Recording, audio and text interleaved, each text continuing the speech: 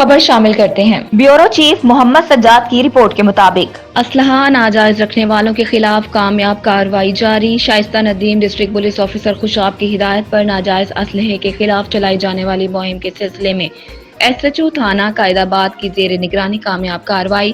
ملزم محمد محبوب سے پسٹل، 30 بور اور 2 گولیاں برآمد کر کے مقدمہ درج کر لیا گیا۔ منشیات فروش ملزم گرفتار، مقدمہ درج۔ Shaista Nadeem district police officer Khushab کی ہدایت پر منشیات فروشی کے خلاف چلائی جانے والی مہم کے سلسلے میں ایس ایچ او تھانہ خوشاب کی زیر نگرانی کامیاب کارروائی۔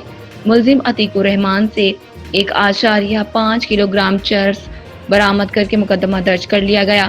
غیر اخلاقی سرگرمیوں میں ملوث مرد و خواتین گرفتار۔